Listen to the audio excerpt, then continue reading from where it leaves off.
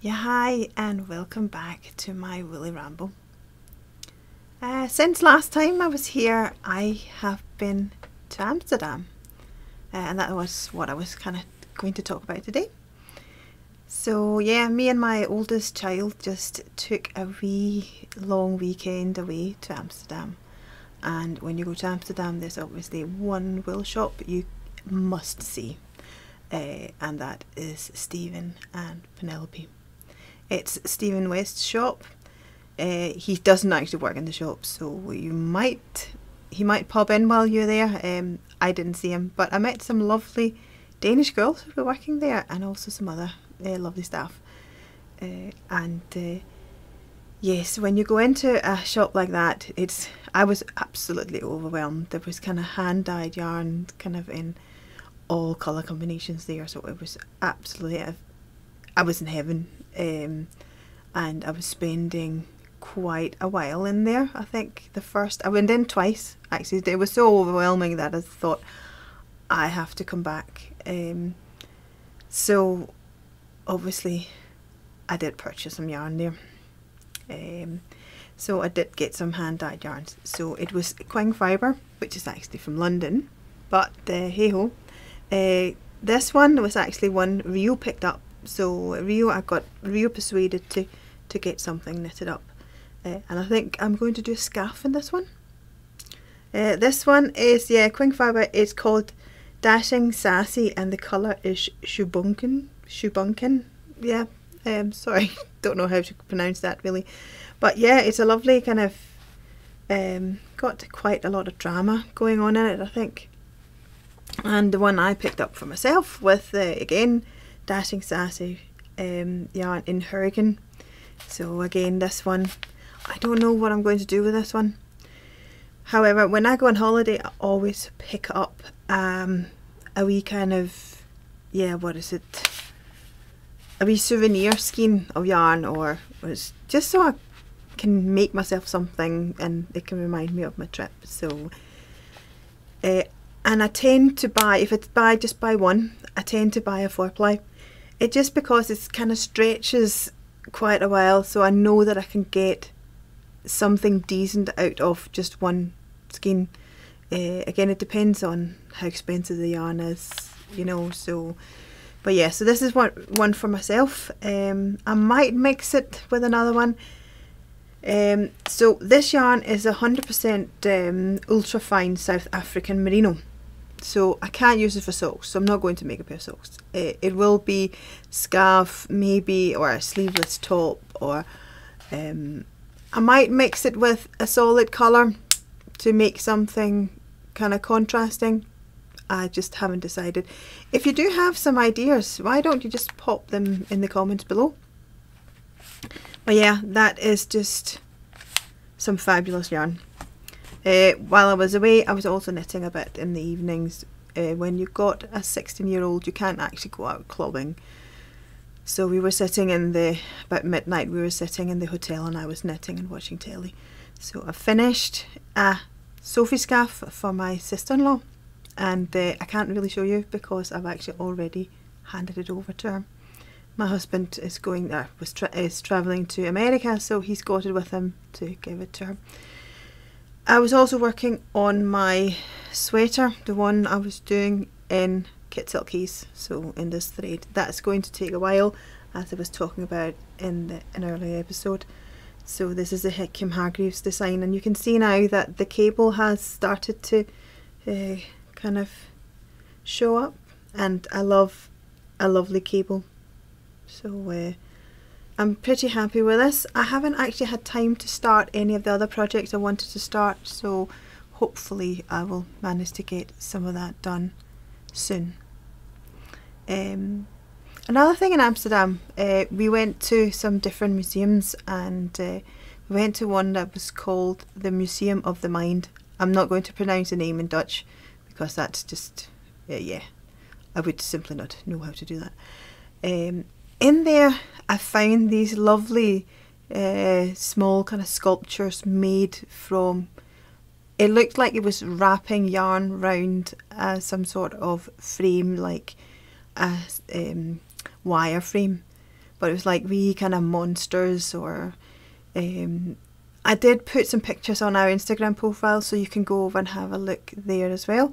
But they were really cute, and I thought that's actually a very good idea for something to do with maybe your leftover yarn, to kind of make up wee figures.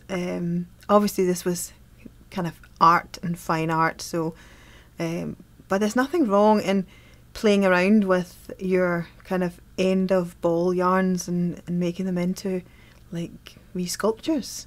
They could basically take any form or shape, so yeah, if you don't have any if you just don't have any idea what to do with them, it's a good way of maybe having fun with kids or grandkids or something like that.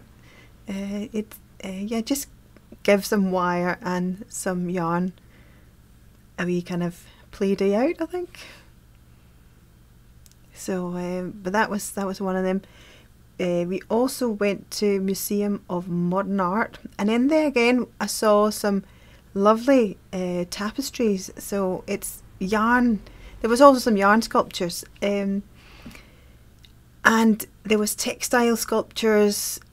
There was a massive kind of denim tunic that was hanging there in the museum, and it was quite overwhelming when you come in and see. So yes, again, when I go on holiday, I do love to go into some modern art museums, just because it's always good to get some your creative juices flowing and see how other people are using the materials that you're using for just knitting up garments. It just gives a wee kind of interesting spin on materials. But again, you can obviously be inspired to make kind of patterns and stuff from anything, from nature, from architecture, from just kind of everyday life, really. Also, what's good when you go to museums and stuff, try and look at the colours that the artists are using together. That sometimes can give you some inspiration to how you can compose kind of colours in a garment, if you want to maybe put a different kind of colour of neckline, as you can see, actually the one I'm wearing right now. So it's got kind of white cuffs and black.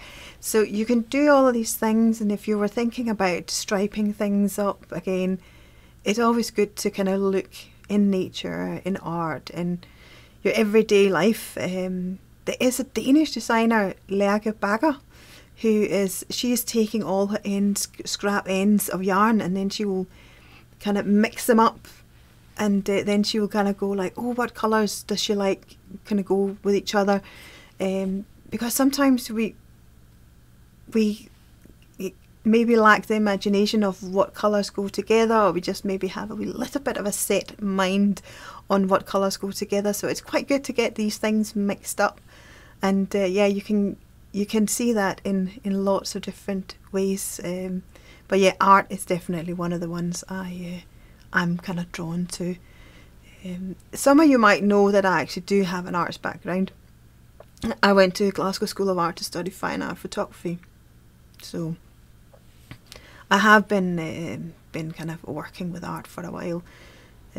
Again, I don't do my photography that often anymore. I'm more kind of expressing things in kind of fabrics and wool and stuff like that, and so I do like experimenting with yarn, mixing yarns together. So my passion is really with kind of fibres at the moment.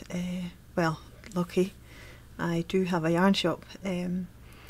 Actually, that brings me over to another thing that you'll see on our website, new on our website, is that I have got some Noro yarn in. You should be able to see some of that kind of behind me. I only got this one colourway in this one at the moment, but I'm definitely getting more. It's a lovely yarn that's kind of silk and, it's quite a few things. Silk, cotton, viscose, mohair, wool and polyamide. It's quite a nice summery kind of yarn. It's not too warm. But what I'm really intrigued by with the Noro yarn is the way they produce it. To me, it looks has the quality of kind of ceramic. So this kind of raku ceramics, it got this kind of, yeah, I don't know what it is, but it's absolutely, it's so special. The Noro yarn, I would say. What they do is, and that's really intriguing, is they dye the wool before they spin the yarn.